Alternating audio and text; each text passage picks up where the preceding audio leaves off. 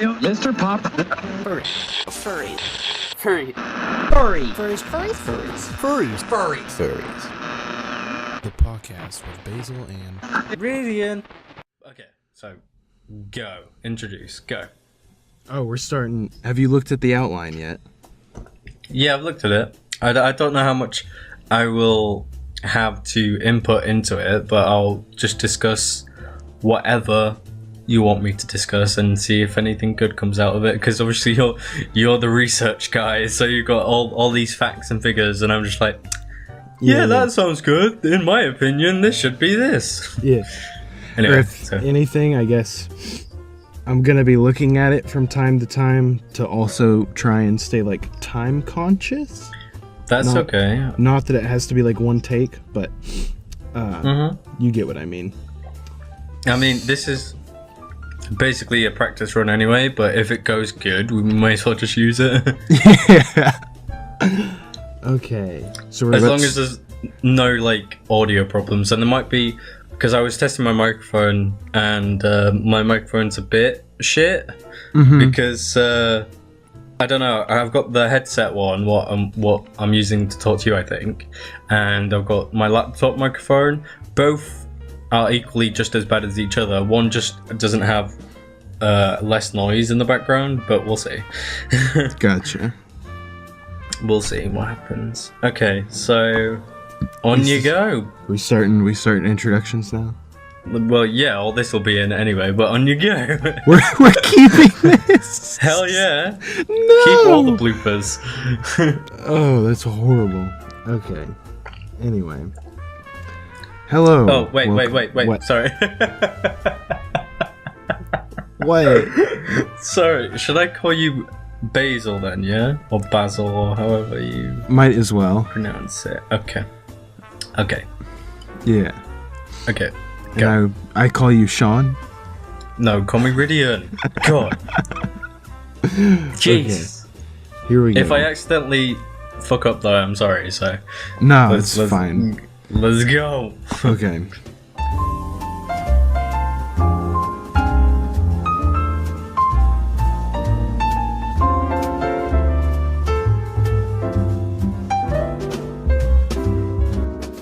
Hello, welcome to the podcast with Basil, and now, as you may have guessed from our title, Rhydian. I met Rhydian on the Amino app not too long ago, and he shared some common interests in the desire to have his voice broadcasted over the internet for hundreds of furries to listen to, hopefully. And Sounds kind of devious. yeah, I'll let you introduce yourself. Okay, hello, I'm Rhydian. Rhydian Lawrence, if you need to know my full name. I was very interested in the podcast because, like Basil said, I wanted to talk to people and also make sure other people listen to me when I speak, because I feel very ignored most of my time, most of my life. Yes. Just kidding.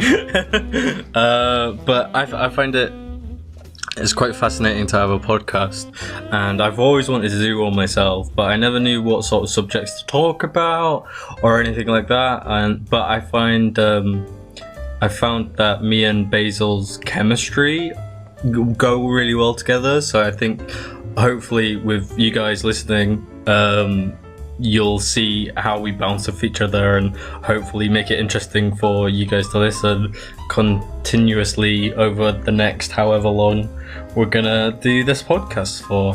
Forever. Absolutely forever. Until we die. We're both gonna be like 8 years old. Yeah. Alright, you know those furries! Yes. That'd be pretty funny. Hopefully everybody will be a furry by then. It'll spread like a disease. So, with introductions, you go.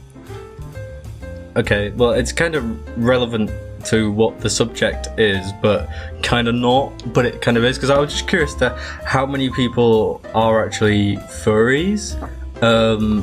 Like, if there was a number, what number would you say, if you know already, or if you don't, make a guess, to how many furries there are?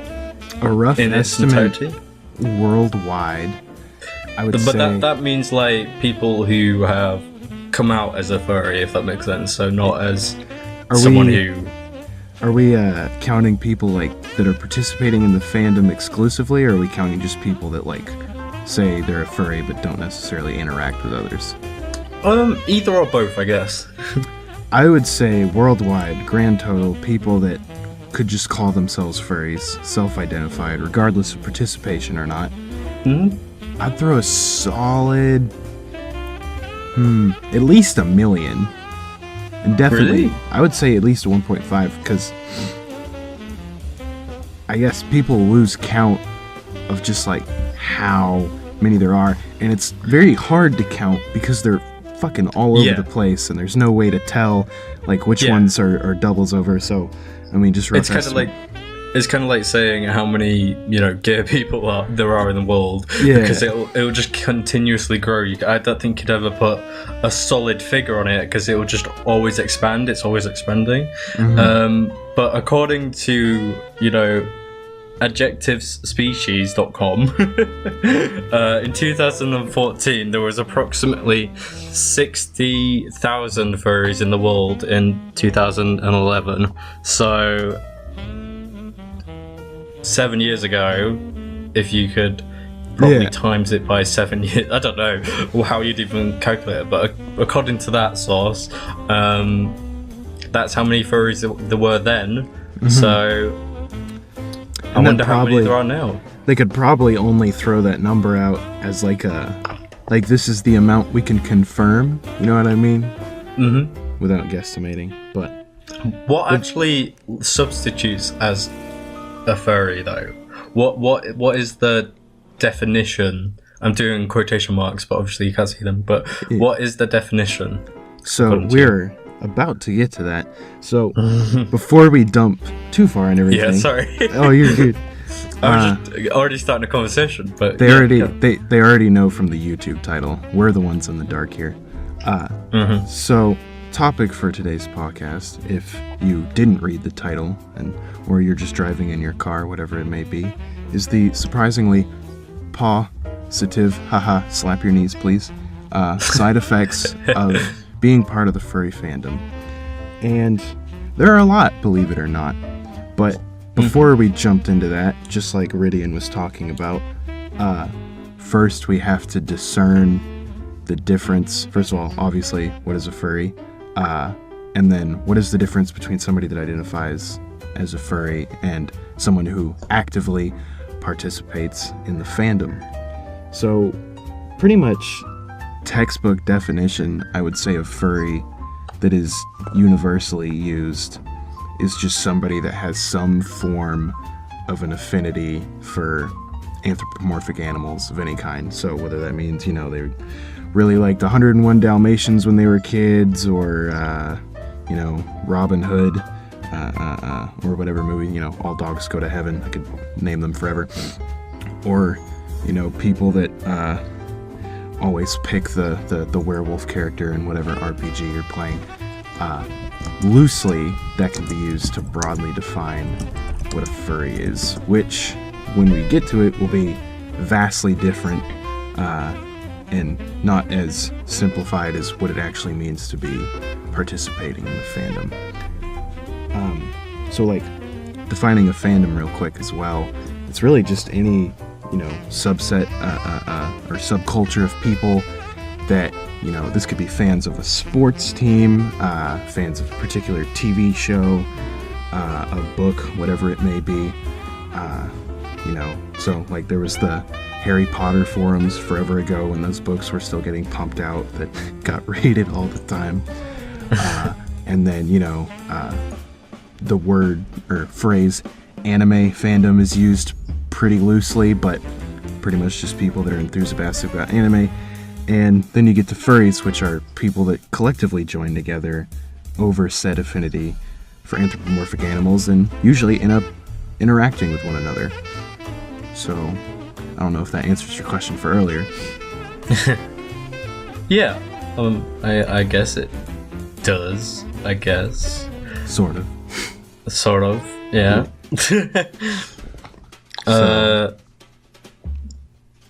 Now I need to come up with something to talk about that you just okay. exploded all over my face. That sounded inappropriate.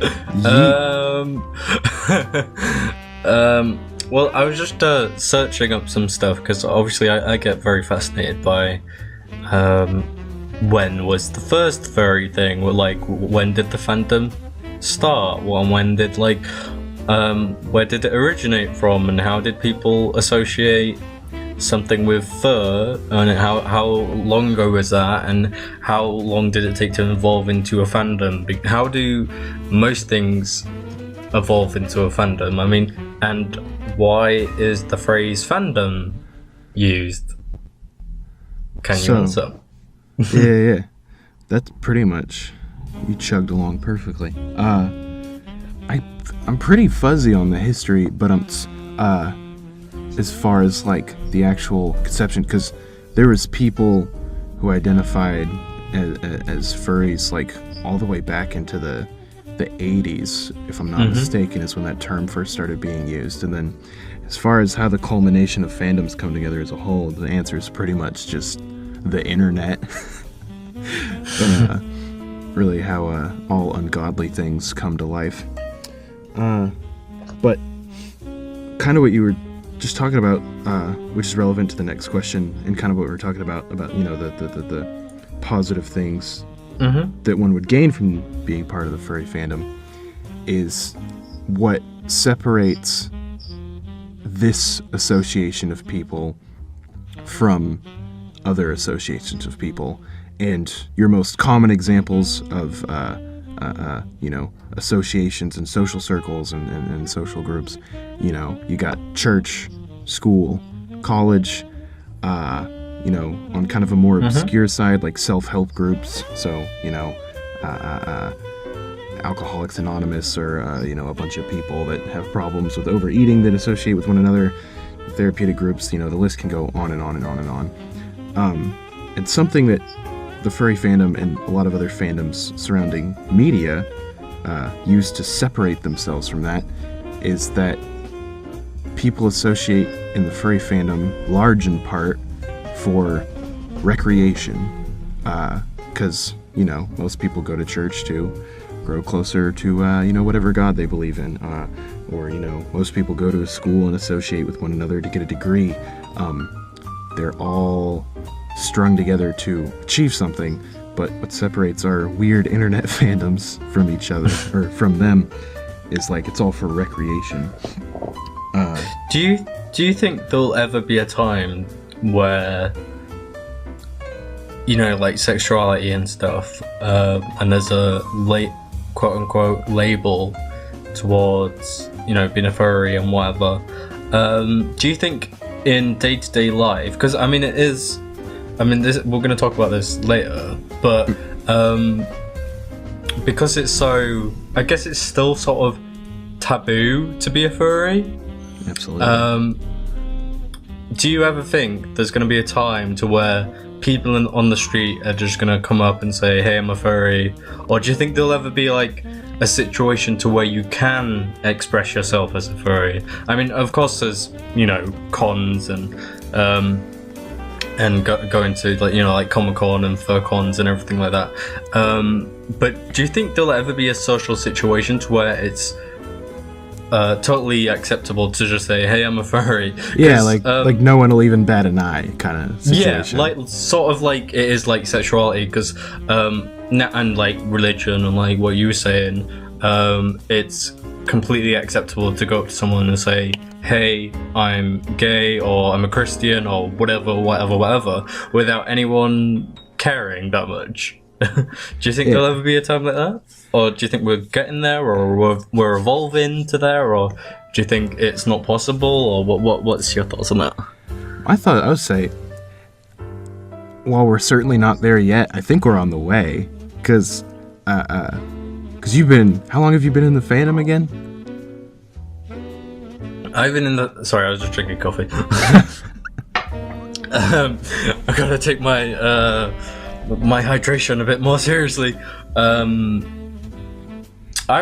been in the fandom for quite some time, so since probably 2007. Yeah. So like, as early as that? the way back. So I'm sure you and among other people listening that have participated in the fandom for 5 years or more, I would say about the cutoff time. Furries aren't getting as much hate, at least as from what I can remember, because even while I was just kind of like dipping my toes in the water and wasn't really like participating in it, fucking every YouTube channel about them, or like any piece of media, the comments were just nothing but a wall of KYS. And I don't see that anymore. And you also see these giant YouTube channels like the Noggin guy and what was it? Tree something. Just various YouTube channels that have a large following of just people that don't identify as furries. And they're making these videos on furries and kind of breaking them down and, more or less doing us a solid by alleviating some of the misconceptions about us. And the comments, at least from what I've seen there, are like not as bad as they used to be. I don't know if you've noticed anything like that, but I'd say we're well on the way. I think it's kind of hard to give an opinion on that from being inside the family fandom, because obviously I'd be seeing it as someone who's biased because I'm in the fandom and I'm part of that, so I wouldn't, go out of my way to shame someone to be being a furry or whatever, because I am a furry, which is a bit, to me it's still a bit alien to say, but because I guess it's like the same way as a sexuality, even though it's not, because it's not the same, but I'm just classifying it a label. yeah. I find it's kind of, I definitely think it's progressing, but I'm only seeing it from the bubble that the furry fandom is in, and from someone who has never heard of the term of furry or what it is, I wouldn't be able to sense any sort of development without experiencing it from the outside first, I think. Yeah. But would you say, at least, I don't know what, like, if you participate in any online communities outside of the fandom or anything, but I've noticed, like, even like if I'm just hopping on a Discord server and my icon is my persona, it still happens, but more often than not, people don't say kill yourself for a fact. I've been noticing less and less of it. I guess so, but I don't think I've ever, I mean, probably some of the listeners would be able to give us some more insight in that, to a few people that have joined recently, and how they found out about being a furry and stuff. I think it'd be quite interesting to hear some feedback from people, because obviously I'm a long-term. When did you get introduced into the fandom again? I would say I've loosely associated with it for a total, been in the fandom, quote unquote, for a total of 4 years, but did not start actively participating in it until about the last year and a half. And that kind of ties back to, it lines up with around the time that I got my life together, which is, I think, had a lot to do with the increased participation. But yeah, I would say been on the sidelines for 4 years, or, well, I guess 2.5, and then actively participated for about 1.5 years. I mean, I suppose when I said 2007 and whatever, that was just when I was introduced to, a movie with anthropomorphic animals in or whatever. Yeah. But I didn't know about the fandom for quite some time after that, but I guess I didn't associate. Well, I did. I kind of made like an OC of a certain character, and then I guess I was sort of a furry without knowing it. So, like you said, 101 Dalmatians or whatever, or even The Lion King, just to make an OC from that world, which is kind of being a furry without even noticing that you're a furry. Yeah. And I didn't really get introduced to, I didn't classify myself as a furry until about maybe 2011 or so. And then from there, it just expanded from there, I suppose. Gotcha. So, what do you think the positive side effects of being a part of the furry fandom? So we are about to dive headfirst into all that. So, I guess rewinding just a tiny bit, being that we can define furry as someone who has an affinity for anthropomorphic animals, and then separate that from somebody who actively participates in the fandom. And that's kind of what we're talking about here, is the actual participation of it, and just kind of breaking down something real quick. Kind of the perspective, if you will, that we'll be looking at this today from is what I guess people in sociology would call a person and environment framework. So I'm going to sort of simplify this as best as I can and run through it as fast as I can. Sure. So every individual in sociology is referred to as a microsystem. So simplest way to explain that is that each person individually is comprised of biological factors, psychological factors, and sociological factors, all of which influence one another. You don't get to pick the brain chemistry that you were born with, or pick the physical gender that you were born with, or anything like that, all of which, hormones, blah, blah, blah, affect you. You also don't pick your parents who raise you and affect your psychological development, and then you also don't pick really your geographical location or anyone that you associate with to a certain extent for really the first 18 years of most people's lives.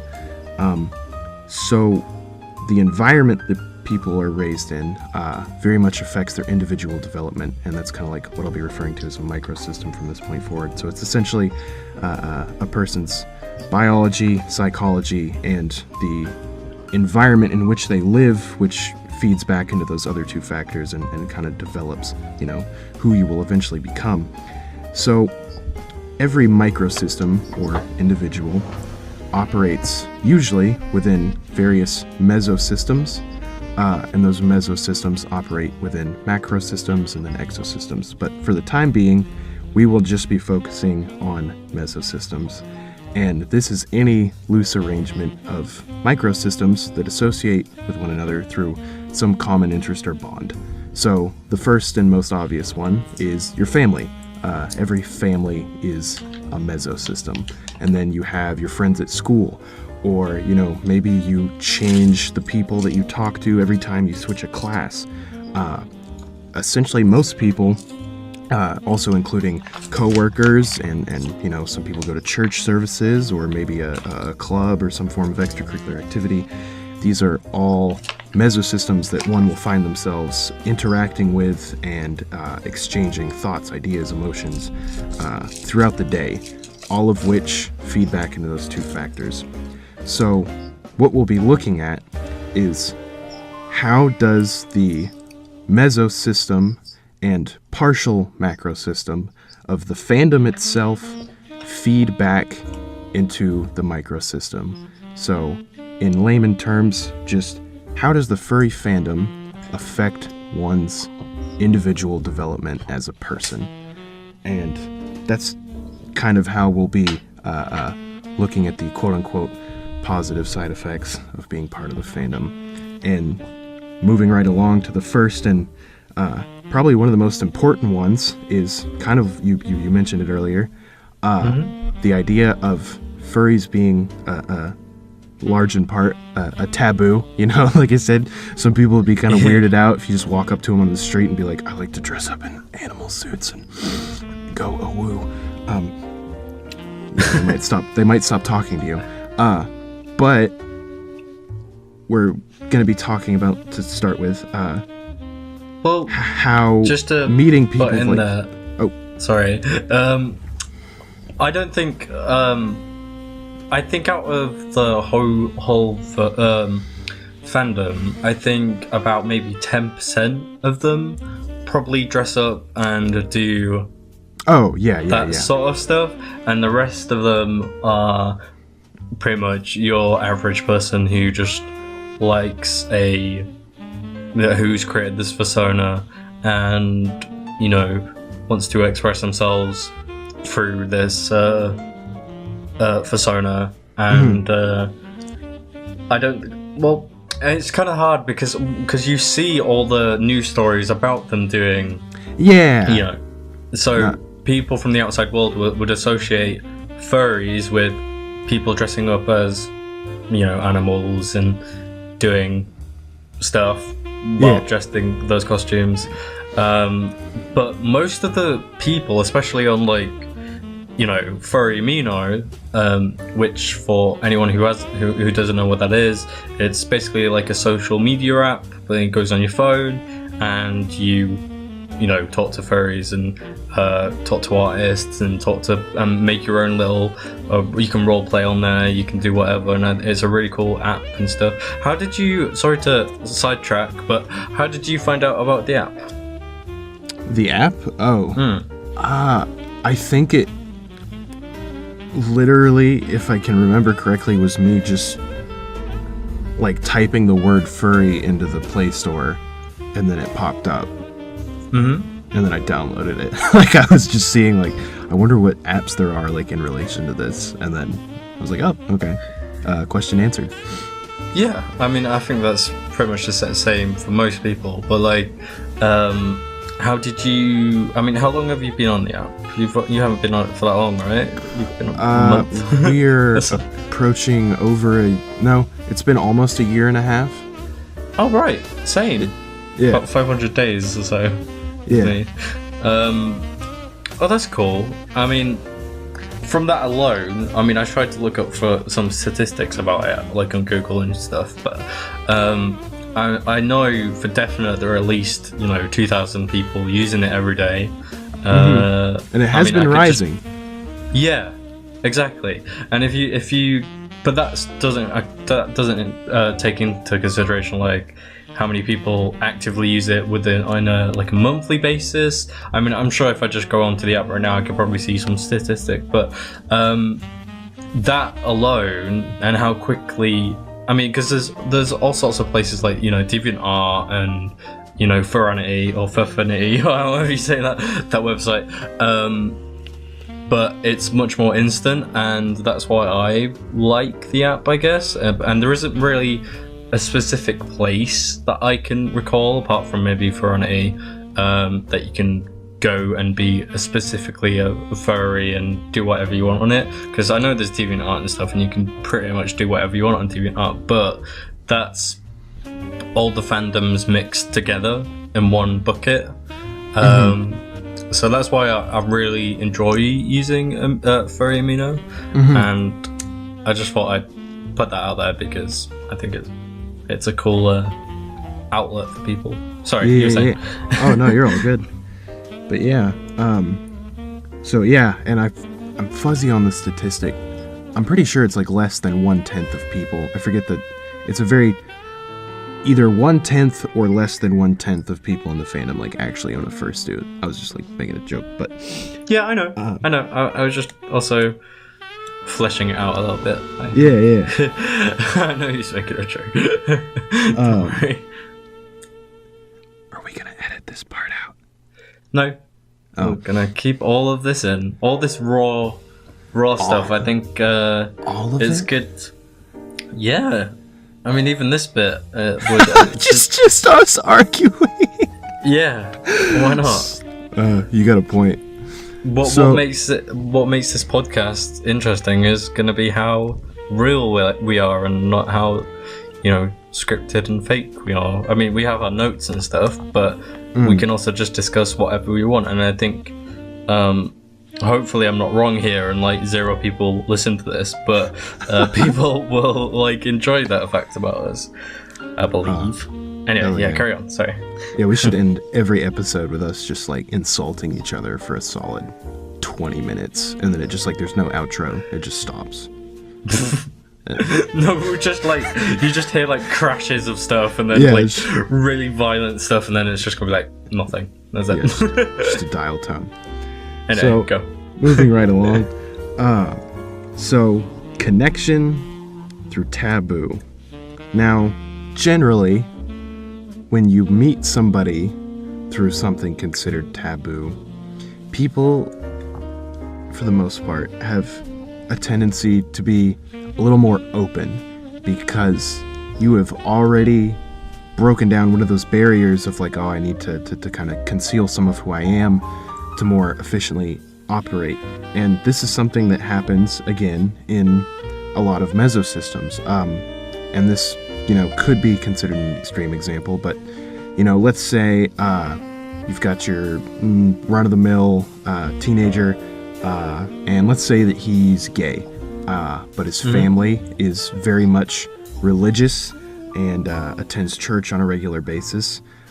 He is going to conceal that part of him to more efficiently operate and incorporate himself into that mesosystem to maintain the status quo, to keep everything moving smoothly. Or he will become open about that part of him, challenge the status quo of that mesosystem, and either it will all change for him and reach a new level of homeostasis, which is highly unlikely in some churches, or he will be rejected from it and then eventually find himself somewhere else. So, given that a lot of mesosystems that people interact with, church, school, maybe even just normal friends, more often than not, people tend to conceal parts of their identity to operate within it. And this is something I'm guilty of too. I don't always tell people that I'm gay, or I don't always tell people, that, hey, I used to, kill an 8-ball of cocaine in a weekend. Because sometimes it's just super not appropriate for the situation and would cause conflict that's unnecessary, et cetera, et cetera, et cetera. I mean, so something go ahead. Sorry. I think that a part of being a furry, I mean, to me personally, I still think it's one of those conversations that you don't really have, but it's sort of there. Like you can sort of. I mean, to my real life friends and stuff, I would never come out and say, I'm a furry or whatever. Even if it comes up in a conversation, I'm still embarrassed, I guess, but not in a bad way. But it's just sort of not like the norm to. I mean, again, we were saying about it progressing into that, but I don't think. Like, if someone would make a joke about someone, oh, he's a furry, or like even bronies and stuff like that. I guess, like, I wouldn't personally go out and say I'm a furry. I wouldn't say that I'm particularly in a fandom or whatever. But I'm not embarrassed by it. But I'm just sort of like on the fence about it, I guess. I mean, it wouldn't change their perspectives on me if I was. It's just another bit of information about me. Like in real life, I have semi-ginger hair. It doesn't. It's just another. It's just another a fact about me, I guess. But it doesn't make a difference to day-to-day life. But that's the difference between it being, being a furry and being, say, a religious community. That would be the difference to where. If you were a Catholic or Christian or whatever, that would be totally acceptable, even if you wasn't any of those. But you could still say about that. And I think I haven't found, as of yet, like any other fandom, like furry related or not, where you could be totally open about whatever you want and then portray it as, and I know this will annoy people, but as a character or as a persona or whatever. But I really don't think there's any other sort of fandoms that I know of that you could actually do that. And I guess there was even if it imagine like a human fandom, I think that would probably be the next step, really. But apart from that, I don't think there is any. But if you know any, you can enlighten me, I guess. Yeah, and you have a good point, and we'll be hopping into that here in just a bit. But as far as the furry fandom itself goes, it's pretty much uniquely qualified as far as like it's not only is it not abnormal for you to make a character and kind of flaunt it and show it off, but it's more or less expected of you. Whereas, you know, even in, you know, probably one of the other largest fandoms out there, like a anime one, for example, I'm sure people make the characters, but it's definitely not the normative. You know, not everybody out there is like, this is my otaku OC, you know what I mean? Well, I guess, like, in anime, it's sort of restricted to being associated with a certain type of anime, like, you know, Sword Art Online or Death Note or whatever. Like, if you were to make a character based off someone who lives in those worlds, then that would be, again, sort of like an OC, but it's kind of not the same. You know what an OC is, right? Yeah. Okay. Of course. It's kind of not the same thing as being a furry, because you're associating your character with anime, for example, in that that type of world where when you're a furry, you have your own world, yes, it's kind of a whole unique world, whatever, but that character doesn't have to stick with that world. It can also branch off into other worlds, and it can, oh gosh, sirens, no. Oh shit. That's fine. I'm just gonna hear someone dying on my street. Yeah. Can you please die somewhere else? You can sort of like, because potentially a furry. I mean, I guess it's sort of the same thing as an OC, but an OC is someone who's part of a world, and a fursona is your world that you're creating this character to be real and to be in real life, and something that would, you know, potentially just walk around real life.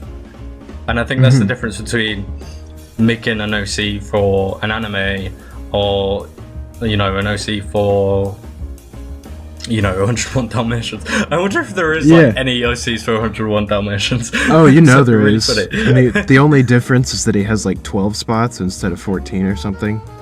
Because that makes all the difference. Cruella DeVille like actually like killed him, and now he's just a pair of boots. Yeah. But anyway, yeah, go. Sorry. Oh, you're all good. So yeah, hopping back to what you were talking about how even, you know, for in most cases, you know, let's say we have two people that are exactly the same in cubicles in an office, and their boss walks up to one and is like, hey, what religion are you? And he goes, Catholic. Okay, cool. And then he goes to the next cubicle and he's like, are you a furry? And he's like, yeah. It's like, oh, weird.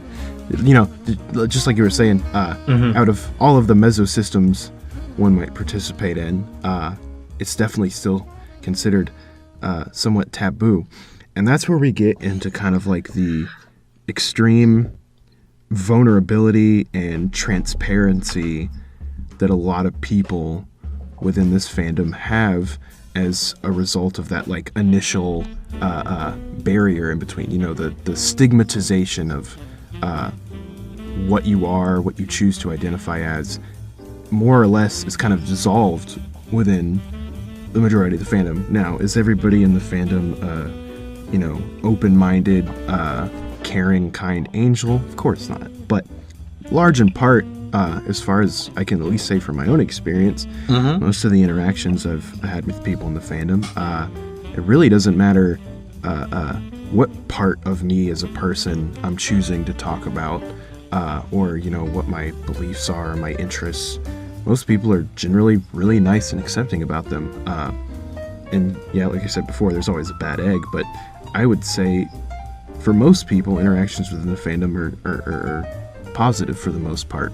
And as far as like why that is significant as a positive side effect, transparency is great for self-esteem, actually developing yourself as a person, and kind of how we were talking about before, where a microsystem will interact with a mesosystem. So in this case, we'll say a furry interacting with the fandom, and he discloses all these things about himself and then receives positive feedback, or more or less just neutral feedback, you know, basically positive or neutral, better than negative.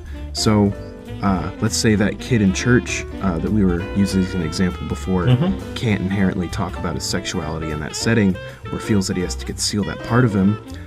For the most part, within the fandom, that's something that he could disclose. And in that point, looking at it from that kind of, again, person in the environment framework or perspective, more or less, I feel, for a lot of people, that the fandom is somewhat of a giant therapy group, where, for the most part, you don't have to hide anything about yourself. Now, is everybody an open book? No. But definitely, I know, from my own experience, that I'm way, way more open with other people within the fandom than I am with really any other group or mesosystem that I choose to associate with. I mean, what about you? I mean, well, there are certain aspects that I think, I mean, you could probably say that about any sort of group or any sort of niche, any sort of fandom, that there are gonna be people that do use the fandom in a bad way, like you said, a bad egg and whatever. But then you can also take into consideration how people develop. And I'm going to refer to personas or any sort of furry thing as a character, but if that offends someone, I'm really sorry. But because I know how real their personas can be, and how Rhydian is to me. He's real, but I still associate him as a character, and I don't know if that would offend people, so I'm just putting that disclaimer out there. But like in role playing and how popular that is, because obviously you want to flesh out your character, your persona, to the best of your abilities. Even if you're not a great writer, you just want to sort of influence your character to become and evolve this thing to this thing that you really like. But there are some people that take it sort of for granted, and to make their character the most overpowered character there ever is, and nothing can compare to my character. And there are some people who are like that, and I guess because there isn't a shield, like you were saying before about breaking the barrier, breaking the ice, and you can be as real as you want with people.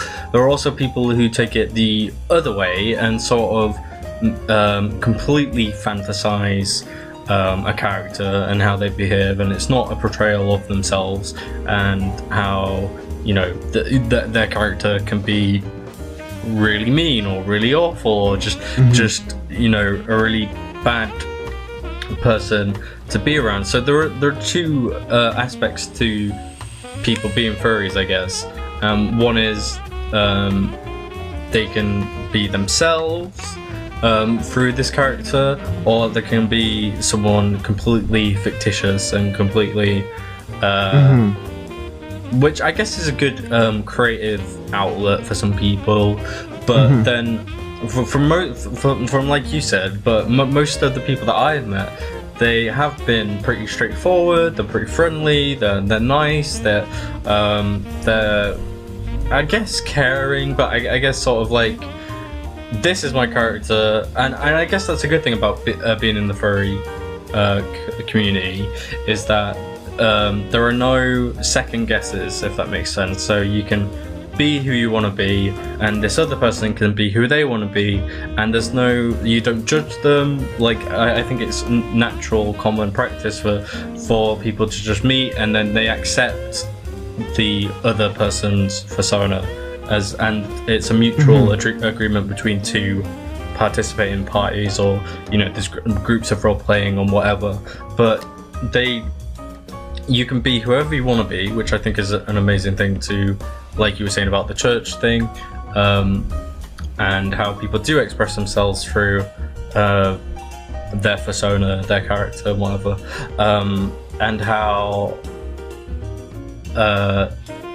they can portray themselves to be this really good person, but also at the same time they could literally be anyone, and how that could be a good thing or it could be a bad thing. Imagine role playing with like your dad, but you didn't know it was your dad, but he was also, you know, a secret furry or whatever. I mean, I guess that's possible, and it wouldn't be weird unless it was, you know, a weird role play or whatever. But I guess that's a whole new territory we probably shouldn't delve into there. But we'll make that the Father's Day episode, role playing with your dad.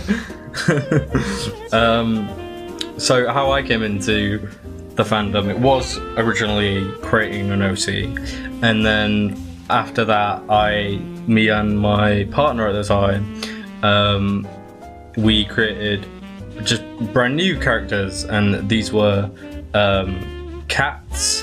There were like 5 cats. One was like a half wolf, half cat, called a wolf cat, and they had their own little universe they could you know, evolve in, and it was just between me and my partner, and how we grew, and how they grew. And then it's sort of sad because I look back at, like, you know, Skype conversations to where we've roleplayed and we've developed these characters for over years, I'm saying. So these were once just plain old text on a paper to where they've evolved into something huger than that. And I was talking with my ex-partner recently, and we were just talking about how, you know, well, Skype doesn't save the role players anymore. They don't save the text messages, especially if it's been over years. But how much we miss creating a universe for these characters just to interact with each other and evolve with each other. And we're gonna try recreate that again. And I think that growing up, and also, I mean, I guess you can call them, I don't know, I mean, it's kind of like being a furry, but it's kind of not at the same time, because we were just creating characters that were animals, but we didn't associate that with being a furry until we looked back on it, and then we're like, hang on a minute, this is quite like being a furry. Oh shit, I've been a furry this whole time. Fuck. What? Oh, it was just a joke. But yes. Oh, right, yeah, sorry.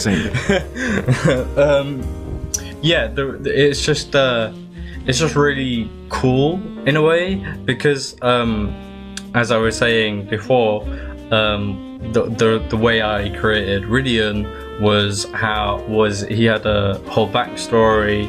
He wasn't me until I created him to have a bit more similarities with me, and then he became my persona. I mean, he was my main character, but then over time he grew into what is now me.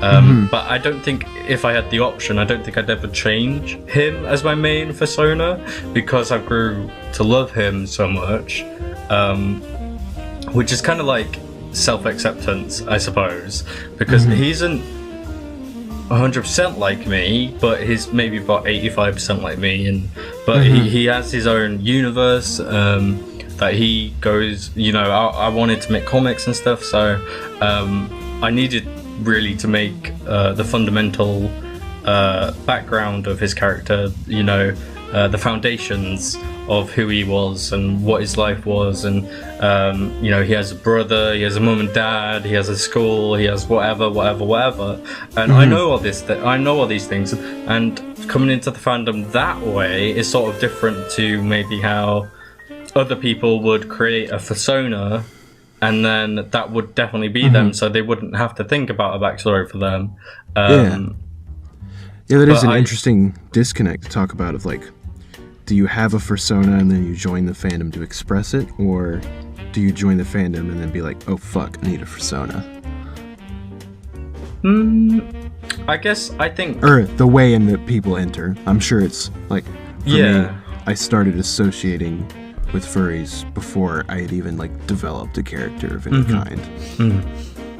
I think it's kind of hard to make a character, though, based on yourself, because how humans and how animals 100% like so different from each other, to then associate yourself with, say, like a bear or whatever, is kind of unusual. But then it's sort of, you know, you might change the hair color, or you might change something to make it a bit more like you, or maybe a bit more unique, or maybe it doesn't have to look like you or be you at all, but it's just your character, if that makes sense. So yeah. Yeah, that's my 2 cents on that. Sort of went into a different tangent on other things, but you're all good, because it all relates back. So we'll be talking about what you just said a couple sections down, of just like connections between personas and the ideal self. And you also brought up something else interesting of, like, you know, whether or not people use a persona as a form of self-expression as a healthy outlet, or whether or not it's entirely masking who they are and becoming something else entirely, both of which could have, you know, positive and negative drawbacks. But given the theme of the episode, we'll just talk about positive stuff for the time being. So okay. Moving onwards, to kind of staying on the theme of acceptance, though. So I'll ask you a quick question. Out of your many years in the fandom, many years of my service. Yes, many years. Thank you for your You're service. welcome. Thank you. Yeah. Out of your years in the fandom, if you had to put a percentile number on positive interactions, how much of the interactions you've had within the fandom would you say have been good, or at least along the lines of, like, accepting people, kind people, you know, usually the ones that you continue talking to, if you had to put a percent on it? I'd probably say at least 90% plus, because I mean, I've been literally within the fandom for a decade or so, and I probably couldn't recall every single conversation I've had, but I've always wanted to be in the fandom, even after a conversation with someone. So most of them would have been a positive reflection on the fandom. Otherwise, I wouldn't want to continue being in it. And I was talking to someone the other day about how, you know, how did they become a furry, and how why don't they want to be associated with the fandom anymore. And they were saying, well, they sort of fell out of it as they grew up. They sort of were like, well, I'm not really into this anymore, I don't want to be a part of it anymore, which is fair enough. And I don't think most people are going to be, you know, in their 30s, 40s, are going to continue being furries. They'll probably change it to something else. They might still have an interest in it, but it might just not be as particular as it is now. So yeah, funny that you mention that. If I'm not mistaken, statistically, the complete and total drop-off of participation in the fandom is around 25, and it is also indicative that people that continue to associate within the fandom after that age are statistically more likely to never leave. So stick with it. You got 4 more years, and then you're locked in. So, okay, so 90% positive. I would have to agree with you. I've had roughly about the same amount of interaction with people that I would say was accepting and positive, and just overall a good experience. Now, second question. What do you feel is the most common age of entry into the fandom? And not identifying as a furry, but the most common age of when one actually begins to participate within the fandom. Well, I'd probably say around 13, 14, early teens at least, because, well, to put a word on it, puberty, and then also finding yourself, finding your identity, and then finding, you know, what your interests are, and what you want, and what you like, and how your brain continue. It's interesting that you said 25, because how your brain develops and how everything develops. And when you're 25, it goes up to when you're 25, and then your brain is fully functional at 25. So I think starting off from a young age I mean, especially for me, I think I definitely got in. Well, when I said about, associating myself. Well, not associating, but I made an OC and whatever. That was definitely when I was 12, 13. So, growing on that, I'd say about 12, 13. Mm-hmm. And you would be spot on the money. Oh, now, right, cool. Yeah, about 13 to 15 is average age of entry into the fandom. And speaking of that age and the significance of what we were talking about before with acceptance, so I'm just going to rattle off some statistics and also a quick little citation that will also be in the description. The majority of any and all statistics that we will be discussing in this episode were taken from the Fur Science website and the compiled decade of beautiful, delicious, spicy research that they conducted. There is a extremely extremely large amount of people Wow. that contributed to it, from social workers to social psychologists to every other title you can imagine. And something else significant to mention is that this is not only licensed psychologists and sociologists that are conducting these studies, but they were funded by universities and published in peer-reviewed journals, because believe it or not, there are psychologists out there that find the fantasy engagement aspect of the fandom very fascinating and statistically valuable as far as conducting research on fantasy engagement as a whole. So with that tiny bit out of the way, something else that usually is going on around that age, 13 to 14, and I'm sure a lot of people will remember this from their days of the grade school, or if you're currently experiencing it right now, bullying, or really just people being assholes. And this also lines up with what you're talking about with, hey, guess what else is going on around that age for most folks? Puberty. Girls a tiny bit earlier, but you get what I'm pointing at. So, A rough estimate. Yeah. So taken from this research journal that was published. So around the ages of 4 to 10, 48.3% of furries can recall some form of persistent bullying, or basically anything that was longer than, just like a quick, hey, I don't like you down the hallway, as compared to 37.1% of furries around, or non-furries around that age. Then moving up on the age to about 11 to 18. So while this isn't as laser focused on the age of entry that we were talking about before, roughly 61.7% of furries can recall some kind of bullying or really just not fitting in with social groups, etc., around that age, as compared to a 39.2% of non-furries from other surveys that were conducted as far as all this stuff goes. Now, it is somewhat unanswered of whether or not people that get bullied end up becoming part of the fandom as kind of a causative reason of that, or if being a furry technically makes you more likely to be bullied.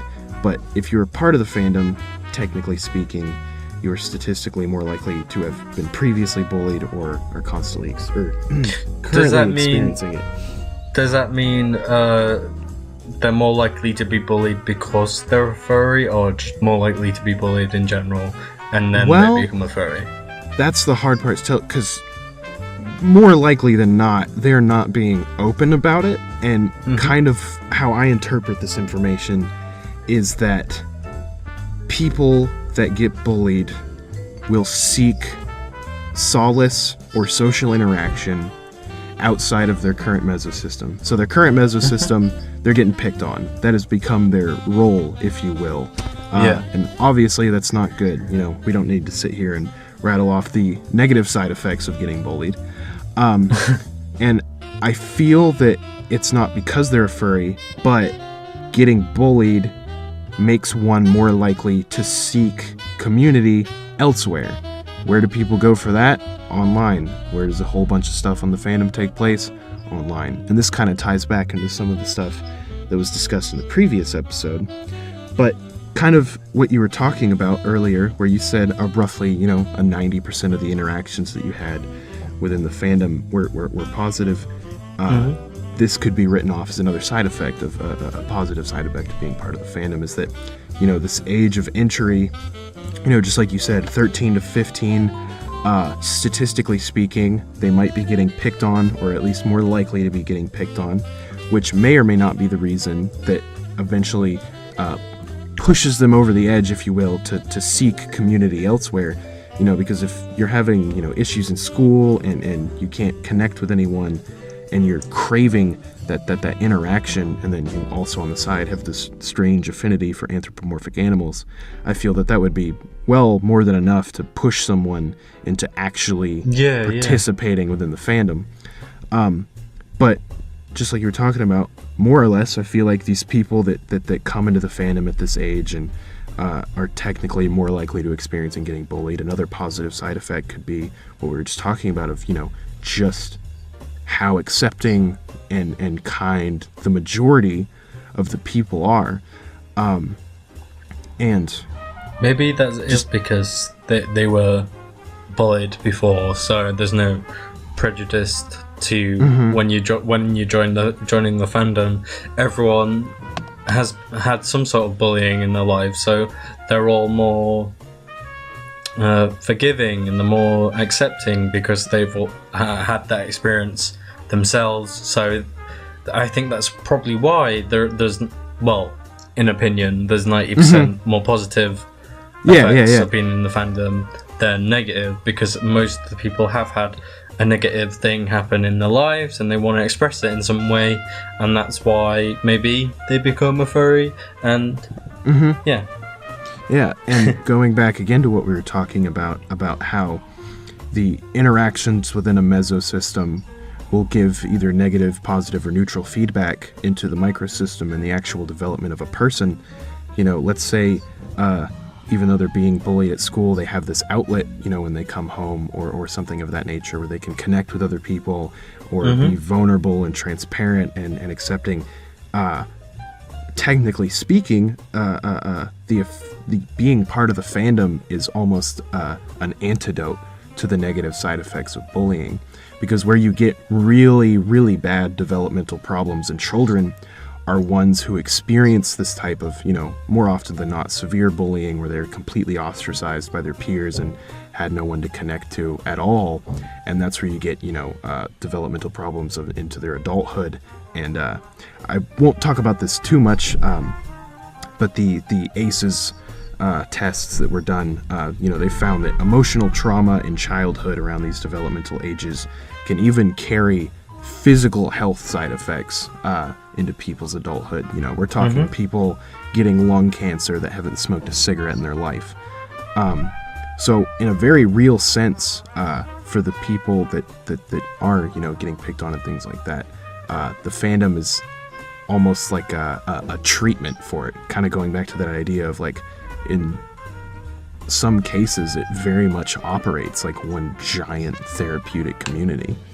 And I know personally, like, while I wasn't as involved in the fandom around the time that I was experiencing these things,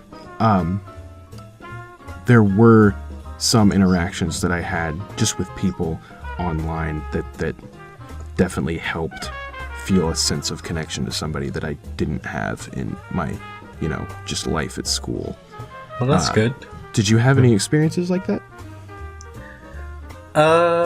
Well, I guess how I met my partner, my ex-partner, sorry, was because of a particular thing that we both liked, and then we just got talking about it. So I guess that sort of influenced me to open up to people that I didn't know and have a connection with someone that later turned into a relationship. And even now in my current relationship, we don't necessarily class ourselves as furries, but we both have personas, we both do this, we both do that. That is very furry-like, I guess. Yeah. And but I guess that's how being a furry sort of influenced my real life. But I have made tons of friends, like you, for example, being a furry and opening up to some random person that I don't know, and then we've developed friendships aside from being inside the fandom. So yeah, I suppose so. Yeah, I was about to say, our first conversation we had was like, what was it, like 8 hours long? I cried twice. We're quite emotional people, aren't we? Yeah, we're just pussies. So, and also staying in line with this, so I suppose some people might find this controversial, so I just want to get your opinion real quick before I dive into statistics. How gay, and when I say gay, I just mean non-heterosexual, would you say the fandom is?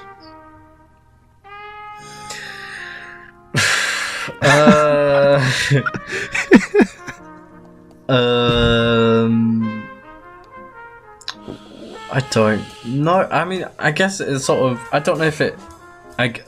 Controversial, but I assume, and this could be bad, but the fandom probably started out being quite a gay thing. So to then, because I do see more gay people, more LGBT furries than straight people, so heterosexual people. So I guess it sort of goes hand in hand. And I mean, I was talking about sexuality earlier, but how you express and become, how you identify as a sexuality or gender or whatever, it sort of helps being a furry, because you can sort of play test how things are going to react first in your persona, and then if the reactions are good, and as we've discussed, most of the things are positive, then it'll be easier for you to come out in real life as being homosexual, bisexual, whatever, because you've already play tested the reaction. And I think for most people, that's how they would develop coming out to people. So I guess I think more than half are LGBT. Not gay, but what? Am I correct? Oh no, I just thought it was a funny. So what? is that your final answer? Well, I assume more than half. More 60%. But then it's sort of developing into more heterosexual people using it than LGBT. It sounds like we're talking about a drug. Using the furry fandom. So that's my answer. Whether or not this has to do with us gay folk being a tiny bit more outspoken or more noticeable. So here's the raw statistical data, and it's not broken down into exact percentiles as far as orientation goes, just because it's really hard to categorize all that. So furries as a whole were extremely less likely to report being exclusively heterosexual. They also used the Kinsey scale when they were taking this data. So that being, for anyone who doesn't know, sexuality basically being on kind of a point system. If you can imagine, 0 is exclusively heterosexual, I have no attractions to the other sex, only women or only men, and then 5 being exclusively homosexual, being that you only have attractions to the same sex and none to the opposite sex. Very few people, believe it or not, exist on one ends of those spectrums. A lot of people are kind of in between, but that doesn't necessarily show up in data because, a lot of normal people don't write that kind of stuff down. So 90% of just the population, and this is America, 90% of the population report in America being exclusively heterosexual around the time that these were taken. Now, furries, in relevance to just the average population, were approximately 7 times more likely to either be predominantly or exclusively homosexual. Now, furries as a whole are not more gay, or there are still more straight furs than non-straight furs, or furs that identify as something else. Yes, believe it or not, there are more straight furries than there are homosexual ones. Now, the catch to that is that makes it kind of appear that like the fandom is overwhelmingly gay is just how much more likely you are to find somebody that is homosexual. Because it's also a very concentrated population in some cases. And kind of like I said, sometimes people that don't swing, you don't see a whole lot of people talking about how they came out as straight and, like that type of thing. But homosexuality can kind of tend to be more pronounced and talked about because it's not the norm. So, yeah, believe it or not, there are more straight furs than there are gay ones. It's just that if you pluck any random person out of the fandom, you're 7 times more likely to pick a gay furry out of the furry fandom than you are to pick a gay guy or a girl just out of your average sample of any other population. And it also goes on to say just, in addition, 2 to 6 times more likely to identify as bisexual and various other things. So, sorry, I got sidetracked a second. But something important here is that while not everyone in the fandom is gay, furries are still pretty gay. There's a lot of gay furs. Just like you were saying, 7 times more likely than the average population. And kind of what I wanted to put this and relate to is a psychologist or sociologist, I forget which one he was, named Coleman, who kind of wrote a thesis on the 5 stages of coming out for people that were homosexual. And he breaks them down into these 5 categories. It kind of goes into the cycles of, like pre-contemplation, and then the actual coming out, and around the ages that people become solidified in their sexual attractions and all of that. But more or less what this theory highlights is how important the reaction of the first couple confidants, or the people that are being come out to, how important their reactions are in the development of that person's self-esteem and identity around their sexuality. So really what Coleman's 5 stages of coming out state is that the impacts of the people who react to someone coming out of the closet are extremely, extremely valuable. And I'm sure that there are some people listening to this who might have come out of the closet first to maybe their parents or their family, or maybe someone they thought was a close friend, and the reaction was negative. I personally, thank God, haven't experienced that in my life. The closest thing I got to that was my father questioning whether or not I was just confused. And to be fair on his point, I had been abusing substances for a number of years, and he kind of blamed that. But since then has become accepting and acknowledges that, that's just who I am. So I personally can't imagine how terrible it is to come out to someone and be rejected or experience some type of negative reaction. But that has very real consequences going into adult development, and it can even stunt people's developmental growth around their sexuality, and they might not date until they're in their early 20s or even later than that, and it kind of puts them at a lag behind everyone else. So just to put my 2 cents in there, so not that it really matters, but my sexuality that I know of right now, but I'm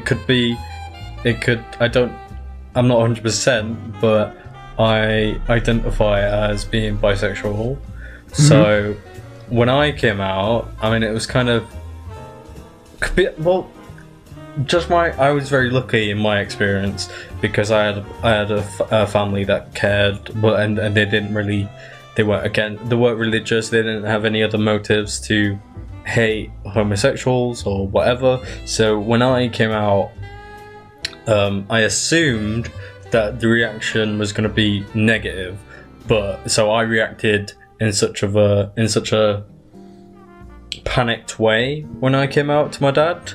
But actually he didn't really care. He was like, oh, that's cool, whatever. But I was just so, I mean, I think I came out when I was 13, 14. So luckily we're in a day and age where it's more accepting to be homosexual, it's more accepting to be bisexual, whatever, on the spectrum, it's more accepting. Yeah, I just want to say that I assumed it was going to be negative, but it wasn't. But I was so panicked about it being negative, I reacted in a bad way. Well, not really. I just like went into the living room and said, I like guys as well as girls, and then I ran into my bedroom and shut the door, and my dad wanted to come in and talk to me about it, but I was just worried about it, but he didn't really get having it. Solid. So yeah, that's my experience. Cute little story. I'm gonna go off on a tangent now, since we're on this topic. Hey, you brought it up. So yeah, true. So the first people I came out to actually wasn't my family. It was in my first treatment center when I was 17 years old. I remember the first person I told was one of the counselors was doing my intake paperwork, and they asked me, are you gay? And I remember, without thinking about it, I just kind of said, like, yeah. And that was the first time I'd ever said that, and I was like, holy shit. Because it was just recently, thanks to an absurdly large amount of psychedelic mushrooms, that I had come to the terms, that's a whole other story, that I had come to terms with being gay. So yeah, I got checked into rehab, and I remember I told one of the counselors, and they were just kind of like, okay. And I don't really count that as the first time I came out, because they never really talked about it. But it was about day 45 into my 90-day treatment there.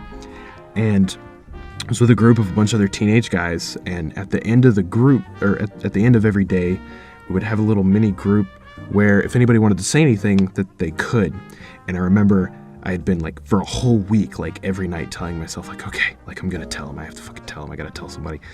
And I would just, like, I would completely wuss out, like, every single night. And so finally one night I was like, no, I'm doing it. Like, I'm not letting myself panic anymore. Yeah. And there's this kid there who took a whole bunch of Seroquel, so he was always, like, really zombied out. So at the end of the night, I remember I was just like, okay, fuck, here I go. I'm gay. And everyone was just like, okay, cool.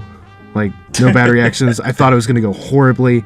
And then the next morning, that Hunter, this kid came up to me that was all fucking zombied out on Seroquel, and he tapped me on the shoulder, and he was just like, I had the weirdest dream last night that you came out of the closet.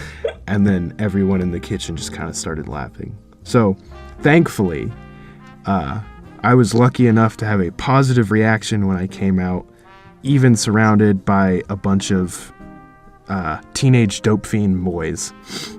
So I was very, very lucky. I have a lot of gratitude for that. But yeah, kind of like how we were talking about, while both yours and my experiences have been pretty much positive. Definitely not the case for everyone.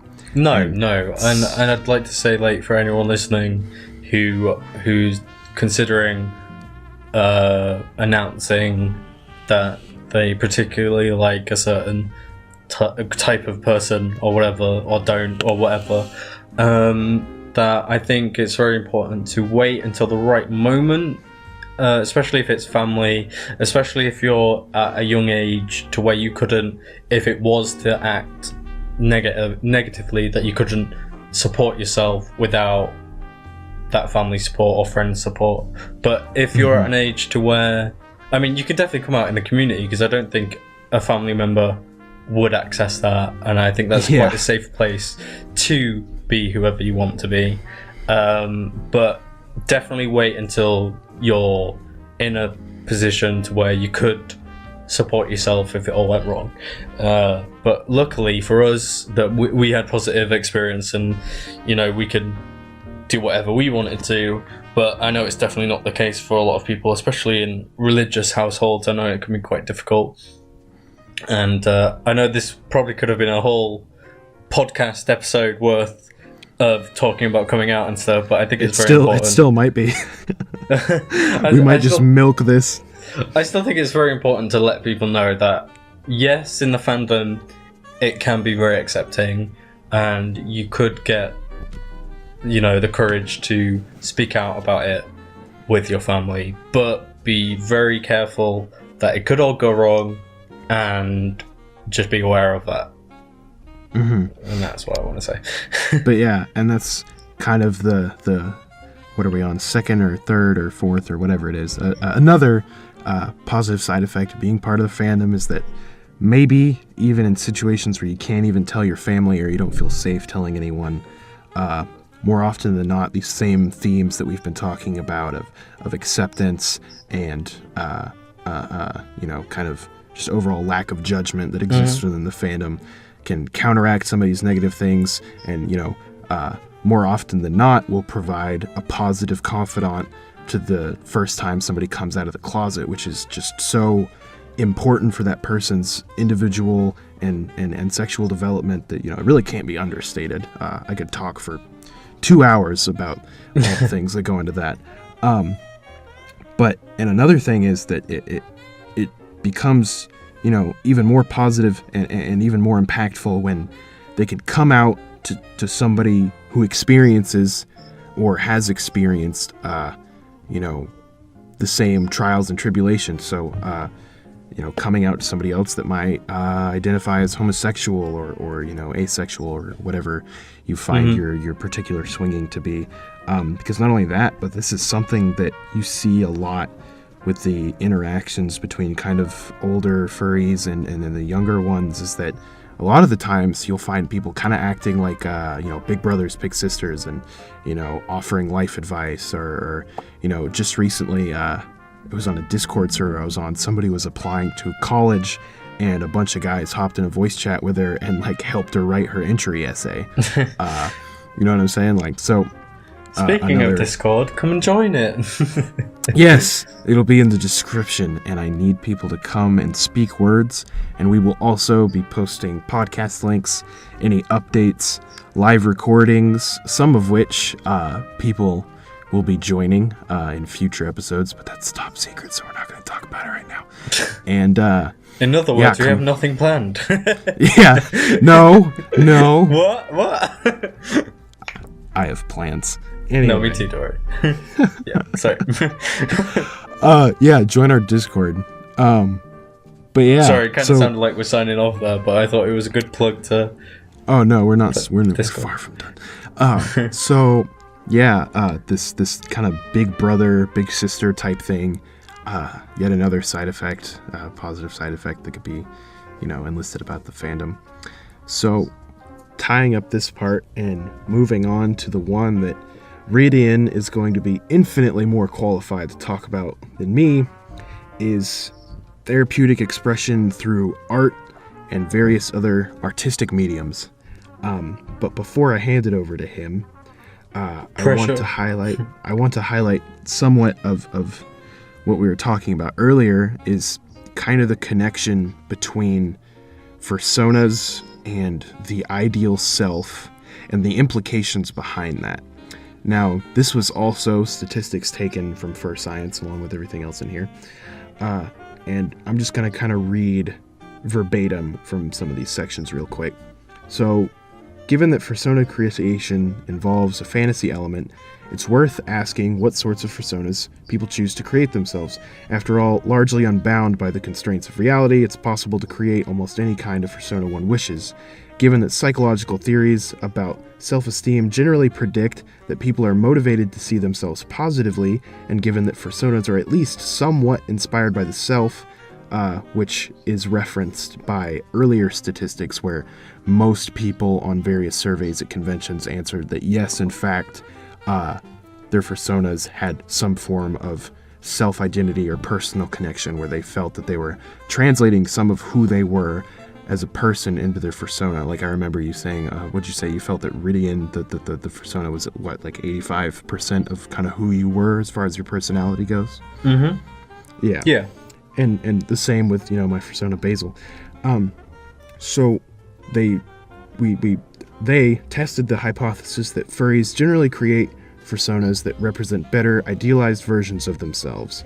And furries generally agreed that personas represented idealized versions of themselves even more than they believed that their personas represented who they actually were. Also something that you mentioned earlier. The data also shows that another one of a persona's primary functions is to allow them to experience something novel that they would not normally get to experience in a day-to-day life. The data generally supports this assertion, and furries who stated that their personas represented their ideal self, but they were very different from their personas, were more frustrated with themselves and had lower self-esteem and lower overall well-being than furries who said that they were similar to their personas, that of which represented their ideal selves. So they tested this hypothesis, and they found that the more and more a person felt that they were akin to their persona that represented their ideal selves, the higher self-esteem they had, the higher confidence they had, the better that they functioned in all other of the areas that they tested. Really just overwhelmingly a better quality of life is really the best way to phrase it. And I can say from my own experience that, and I'm sure at least somebody in here read the stupidly long blog post that I put on Amino, and kind of how Basil relates to me as a person, and the connections that I feel to him as far as ideal self goes. And this is not to say that everyone's personas is just a perfectly transcribed copy of this is how I wish I could be, but it definitely makes a part of it. And I guess what could be written off is another positive side effect of the fandom as far as persona creation and expression through art is that the more and more, this is going to sound super corny, but, go for it. It's almost like, what would Jesus do for Christians and for furries, what would your persona do? Like, oh my gosh, I'm going to have so many people upset about relating Jesus to furries, but okay. Oh my god. Oh gosh. But it's just kind of like because this is a parallel kind of in the Christian religion, believe it or not, is that large in part, part of the Christian religion is striving to be Christ-like, because as written in the Bible, they stated that, Christ was perfect. And I'll kind of hop off that in case anybody just desperately hates Christianity.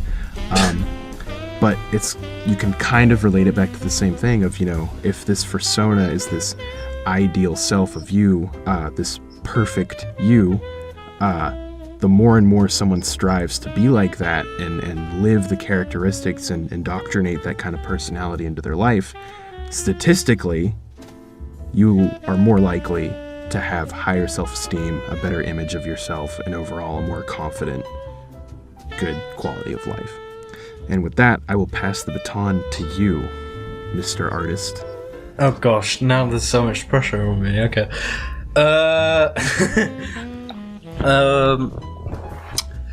So what you're asking is basically, how does art influence me, I suppose.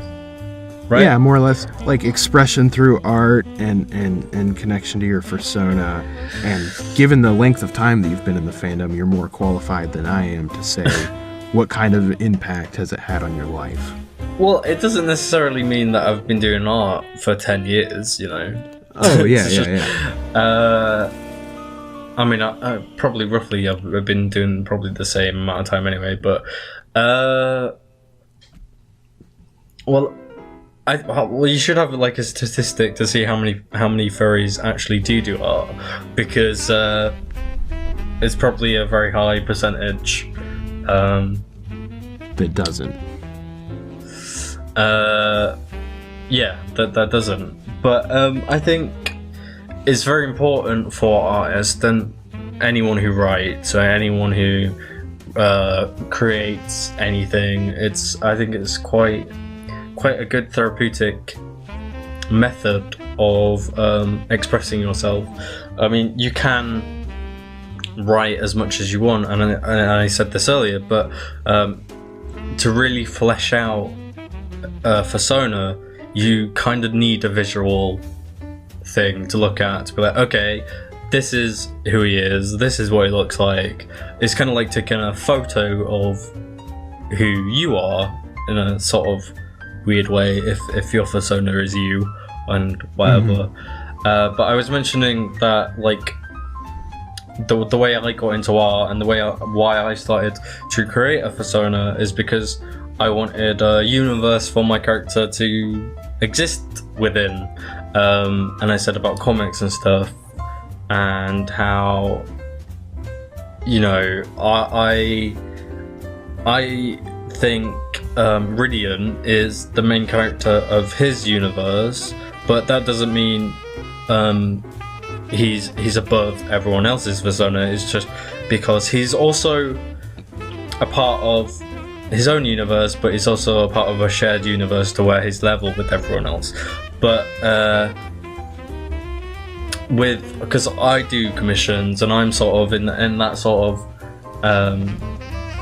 that's my sort of background, I guess, to where I love creating other people's personas for them. So they'd give me a brief description of what their persona is, and then I go about and, you know, create their visual link to their persona. And I love doing that because it's potentially creating a life, and that's what I love about doing art, and how I love of course there is the money aspect as well, but still positive.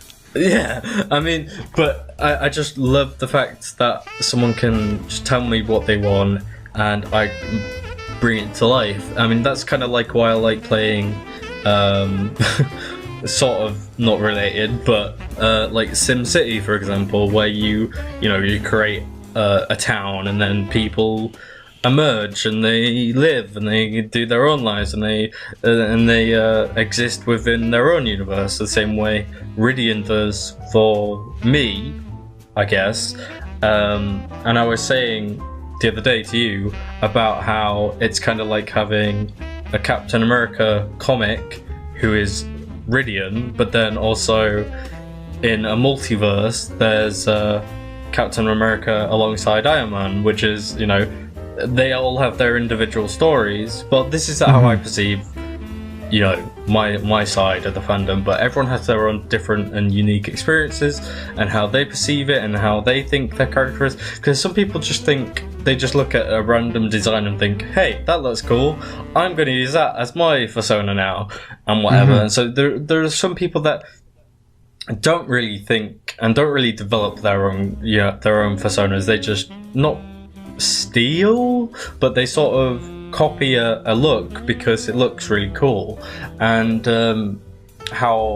what I like to do is I do like to create comics, and I haven't got any out because I always think it's too much pressure, but I've always tried to work on a comic, and that's probably something that I will eventually release, but that's when I have enough free time. And comics take forever. Like, even one image takes, well, it depends how much time I put into it, but it could take anywhere from a few hours to a week for me to complete, because for every little detail I like to make sure it's perfect. But I guess that's because I'm a bit of a perfectionist, and maybe I like to go through and scrutinize my art and how much I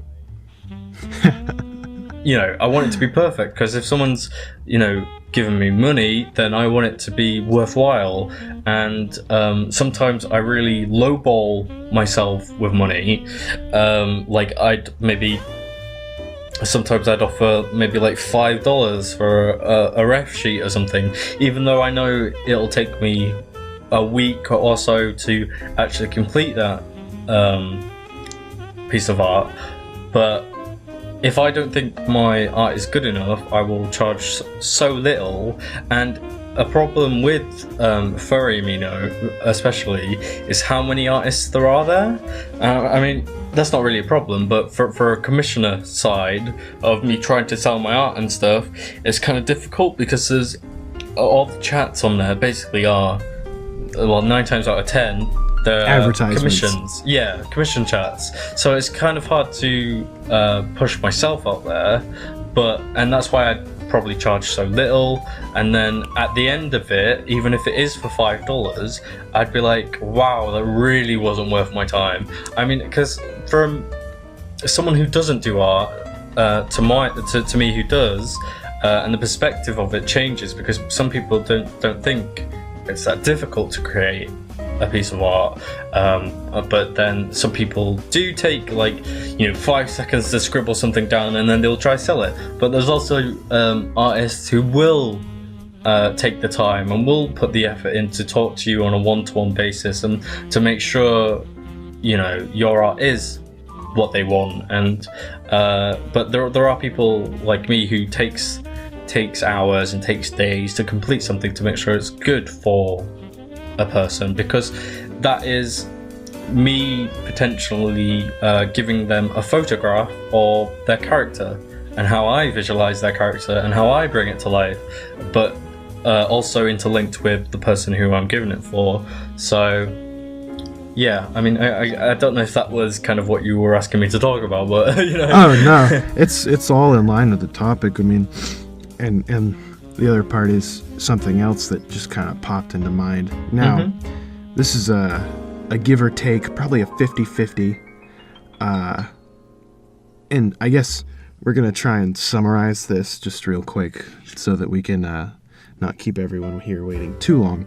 But would you say that as far as artists starting out, another positive side effect of the fandom that could be stated is somewhat similar to positive reactions to, say, someone coming out of the closet, positive reactions to somebody starting out their art, or encouragement, and kind of going back to that same archetype of the big brother and big sister, offering tips and things like that. What kind of stuff in relation to that have you experienced, and would you agree that sometimes, because I know not everybody is particularly kind about art, but for maybe 50% of the time that positive reactions to art are good enough to keep someone coming back and keep trying and really push forward to get to a point where they look at their own art and they're like, wow, like this is good. I can do this. I can sell this.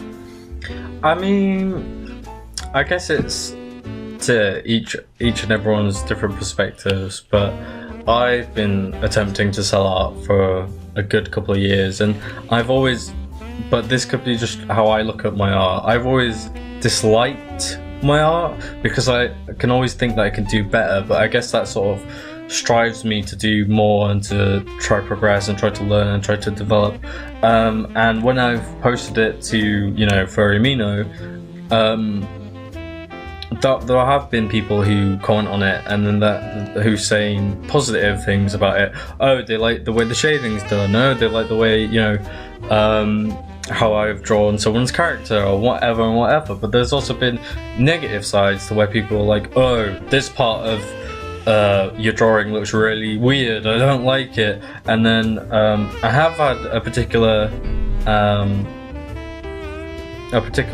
event to where someone has hated on me because of the art I've put out, but I'm more likely to post more because of the positive feedback that I get. But if someone doesn't give you constructive criticism, but they just give you negative criticism, it's not going to make you want to do art anymore. But I think within the furry fandom, I think it's more likely like people would say, oh, this bit looks a bit odd, but here's how you can improve it, or they'd go about their way to say, this particular part I don't really like, and then I would go out my way to try change it and try evolve it and try evolve my style to make it a bit more likable. Especially if I'm gonna get, you know, like one hit comment out of 10 positive comments, you know, that's sort of with any sort of media or any sort of fandom that you're in, you're gonna get that. Especially for people starting out that haven't really experienced art or drawing art before, so they don't really know, you know, autonomy, sorry. And but there are always, for people who are interested in drawing and whoever's listening, there are always tutorials on YouTube. You can self-teach yourself anything these days. I mean, I self-taught myself to play guitar from watching YouTube tutorials, and there's lots of artists who put out things on YouTube constantly over and over again. So if you don't know how to draw a head or whatever, there's going to be examples. But I have experienced more positive stuff. Even if I really didn't like what I've drawn, I'd still post it anyway, and people would be quite happy to tell me that it's good in some parts, and they would help me grow as an artist as well as, you know, develop. And so yes, I would agree to that big sister thing, big brother thing, to where they're like, oh, it's okay, this happens. I mean, more recently than ever, I've tried to be more active within the furry community, so I would go out of my way more to comment on people's art and comment on people's writing and stuff like that, so they grow. But I don't do it as a negative thing. I try to do it constructively, and if they don't know how to draw, say, you know, eyes or something, then I'd show them how to do eyes, or I'd show them how I do eyes, or I'd point them into the direction of where you can learn how to do eyes, if that is, you know, following a tutorial or reading about a certain thing, or just looking at someone else's art and then try to spot what techniques they use and how they come across drawing stuff, and how you can incorporate that into your art. Not copying, because I know there's a lot of people who, you know, they have bases and, you know, they don't actually draw anything, they just pick a color and then put it somewhere else. And I know there's people who actually do just steal art, and, you know, which is very bad, and I wouldn't recommend doing that at all. Because if you know how long someone's taken to actually draw that piece of art, I think you'd be a bit more respectful on other artists. But then again, saying that, you can look at someone's art and then not trace it, not copy it, but just get inspiration for how you would want to draw something. So yeah, that's what I'm saying. Right on. Well, now that we're steadily approaching the 2-hour mark, which is a tiny bit over where we were planning to shoot, if you had to summarize the overall positive culminations of what the fandom itself has done for you, what would your answer be?